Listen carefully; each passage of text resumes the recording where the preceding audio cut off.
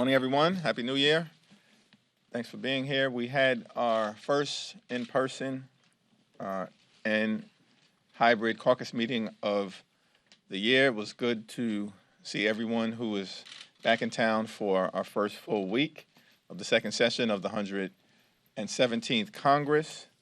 Democrats are looking forward to continuing to deliver for the American people, to get things done, to work on the economy and inflation, continue to create millions of good-paying jobs as we have done, but also, of course, to defend our democracy. At a moment where we are seeing a voter suppression epidemic take place all across America. And it didn't have to be this way.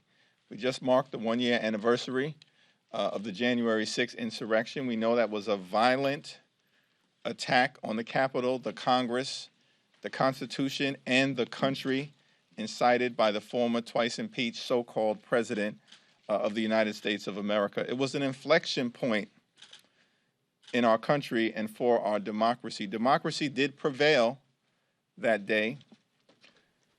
The peaceful transfer of power subsequently prevailed on January 20th of 2021. But instead of running toward democracy, which reasonable people on the other side of the aisle should have done, the vast majority of them have run away from our democracy. That's why it's under assault. The pillar of our democracy, of course, is the constitutionally protected right to vote. The ability of the American people to determine who should represent their interests at all levels of government. That is what government of the people, by the people, and for the people is all about. That is the principle that Joe Biden is in Georgia today defending. That is what the Freedom to Vote Act that has been authored by Joe Manchin is all about. That is what the John Robert Lewis Voting Rights Advancement Act is all about. And when did voting rights become such a partisan thing? Part of the Republicans' electoral strategy, their invidious quest for power. When did that happen? Because for the vast majority of the decades following the Voting Rights Act, initially signed into law in 1965, voting outside of the Deep South was largely something that was embraced by both parties. In fact, every time the Voting Rights Act was reauthorized and signed back into law, it occurred 4 times.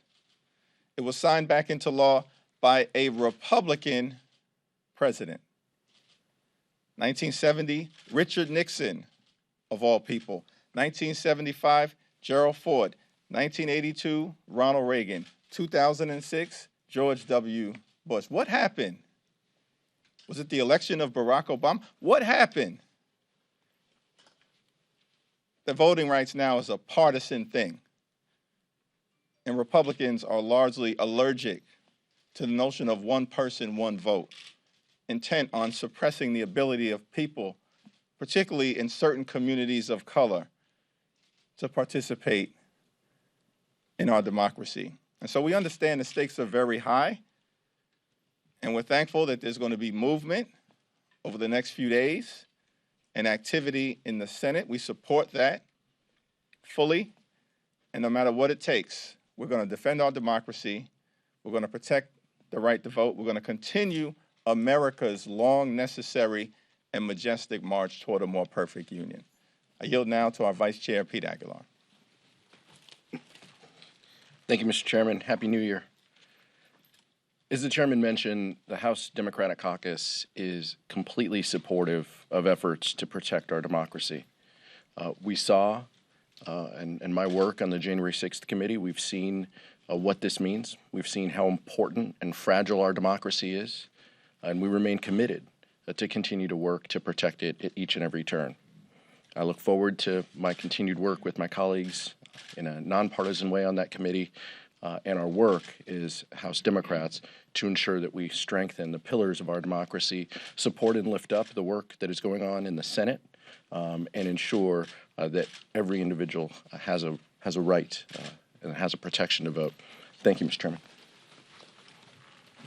Thank you, Pete. Questions? I would like to ask about voting rights. So there's some news coming out that with the potential that this voting rights bill may fail in the Senate, bipartisan group is working on a more modest version. I'm wondering if Democrats in the House would be willing to push through something more modest just for the sake of trying to push forward the voting rights agenda. Well, at this point, I support, and I believe every single member of the House Democratic Caucus supports the Freedom to Vote Act authored by Senator Joe Manchin and the John Robert Lewis Voting Rights Advancement Act that will repair the damage that was done by the Supreme Court to voting rights in 2013 with the Shelby County versus Holder decision, a terrible decision that will go down in history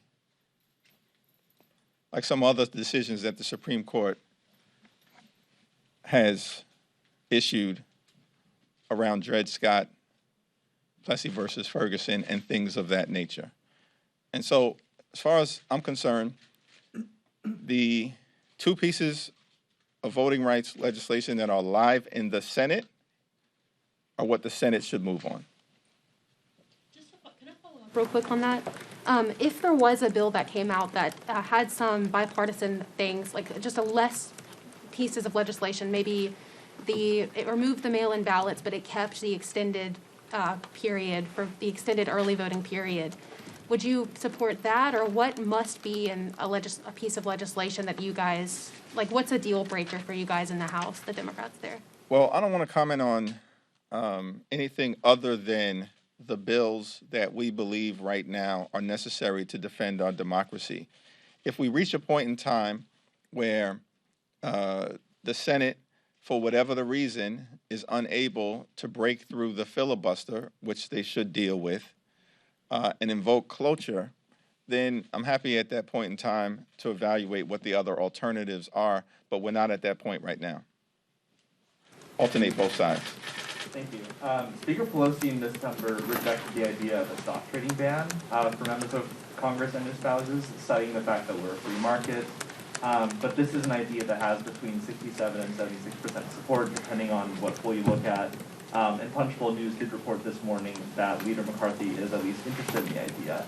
And so I'm wondering, do you support banning members of Congress and their spouses from trading stocks? And do you think that this is something that Democrats as a whole can get behind, given the implications for ethics, given what the proponents of that say about its importance to democracy, and despite Pelosi's opposition? I support continuing to make sure that everyone complies with the law as it is right now, and we're always open to ideas that members put into the public domain moving forward. However, with respect to Kevin McCarthy, does anyone take this guy seriously on any issue, particularly as it relates to ethics? Like, we passed H.R. 1. That is a massive, historic democracy reform bill to deal with a whole host of issues: voting reform, lobbying reform, electoral reform, campaign finance reform. And he was a hard no. He doesn't want to disrupt the system. He is part of the status quo system that defends the wealthy, the well-off, and the well-connected. That's what the GOP tax scam was all about. So, of course, we're always open to any ideas that reasonable members put into the public domain. But we certainly aren't going to be lectured on ethics by Kevin McCarthy, of all people. Well, should you all get behind this idea then? We're happy to. I'm unfamiliar with the legislation. It hasn't been presented to me. No member has talked to me about it. And of course, I'm open to having any conversations with any members. Go to the back.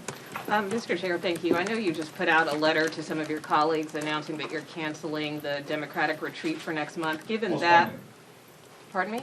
Postponing. Postponing. Well, but still, out of concern, for the pandemic. But given that you've got 60+ members who want to vote by proxy, the case count that's increasing here in Congress. How concerned are you about being able to get your work done, especially when we're looking at other industries across this country that are being impacted by shortages right now? Well, we're going to continue to get our work done, and that is our commitment to the American people, and we've done it all the way through this deadly, once-in-a-century pandemic. The Capitol Hill physician provided us with guidance as it relates to a large gathering at this particular point in time. We received that guidance and have acted upon it, but we certainly intend to reschedule the in-person Democratic Issues Conference. There's so much for us to discuss as a family, and we look forward to that taking place.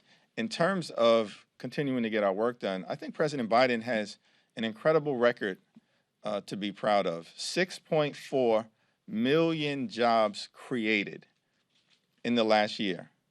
That's more than any first year of a president in American history, and more jobs that have been created in any year in the last 8 decades. The unemployment rate is now down to 3.9%. At the same time, wages are up. And I believe it's about 84% of the jobs that were lost as a result of the pandemic have been regained. Is there still work to do? Yes. But I think President Biden, House Democrats, Senate Democrats have already demonstrated our ability to continue to get work done in an incredible way for the people and to deliver for everyday Americans. Pete? Mr. Jeffries, 36 million households were getting child tax credit payments every month. They won't this month. Are Democrats considering anything separate from Build Back Better to get that policy continued?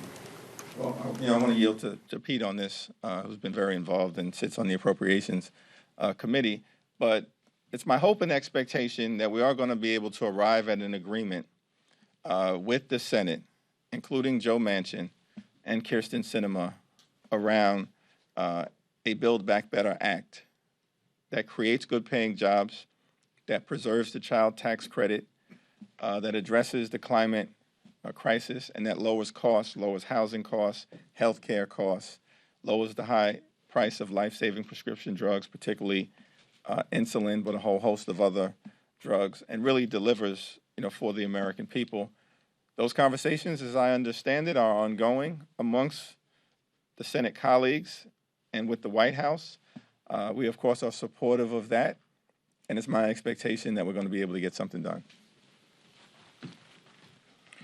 The child tax credit was instrumental to lifting families out of poverty, and it's a key program within Build Back Better. The House did our part in sending that over to the Senate. We encourage our Senate colleagues, and we have been vocal about this, especially about this proposal, because it affects children and families and because of the benefits that it's led to over the last 6 months. But on the 15th of this month, we understand that families won't receive that benefit. And we encourage the Senate to come back to the table to work through this and to ensure that those families receive the benefits they need. As the chairman mentioned, Build Back Better is about lowering prescription drug costs, lowering costs to families, health care. All of those pieces are so instrumental to everyday Americans, and it's what the policy and the proposal was built to do, and we want it continued, especially this provision. Thanks. Hey, Mr. Jeffries, Joe Manchin just said he's not sure he's going to be able to watch the president's speech today. Stacey Abrams isn't attending. Your fellow Democrats concerned this speech is not set up to change hearts and minds the way it might need to? Well, I think that it's appropriate that the president is leaning in to this issue in a variety of different ways, including traveling to Georgia, the heart of Dixie, a place that John Lewis called home, to talk about the importance of the Freedom to Vote Act, the John Robert Lewis Voting Rights Advancement Act, and this principle of one person, one vote, government of the people, by the people, and for the people. The president has the largest megaphone of anyone in the world, and I embrace the fact that he is using it to talk about voting rights. Foreign relations question. So We just heard from Whip Scalise, who was talking about if they take the majority, which I know you probably don't want to think about that, but if they did, they'd focus more on holding China accountable. You guys have passed some legislation. Biden signed the Forced Labor Prevention Act. Do you think that more needs to be done to hold China accountable? And if so, what do you think needs to be done? Well, I think as President Biden has made clear,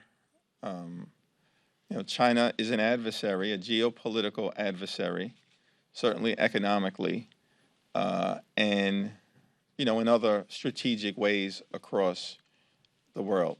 President Biden spoke to that in a very clear-throated way when he came to talk to a joint session of Congress last year. I expect that he will continue to lay out a vision for dealing with the China issue, and I look forward to that vision. I don't want to get out ahead of it, but I believe we've already acted in certain important ways, including making sure that we invest in our infrastructure here in America in a meaningful, comprehensive, transformational way that will allow us not just to compete with China, but to own the 21st century economy, particularly by having a first-class infrastructure. They were running circles around us in terms of infrastructure. And in the previous 4 years, we had infrastructure week. Every other week, Donald Trump couldn't get a single road fixed. But Joe Biden will now make sure, as a result of this bipartisan infrastructure agreement, that we will have the best infrastructure in the world, and certainly that puts us in a strong position in terms of competing with China. Congressman, something a little more local. There's been some pushback to the Manhattan DA's new policy that would include instructions to his prosecutors to stop seeking prison sentences for many crimes and to downgrade felony charges to cases including armed robberies and drug dealing. What would you say to your constituents who would have to deal with some of the backlash to some of these new policies? I realize that your district is in Queens, but still, some of these issues would have to go over to your constituents. The district actually is largely in Brooklyn, with a little bit of Queens. A little bit of Queens as well, still. Correct, but not Manhattan. And I'm unfamiliar with the Manhattan DA's policy. I am familiar with the fact that Mayor Adams has been very clear that public safety is a prerequisite to prosperity.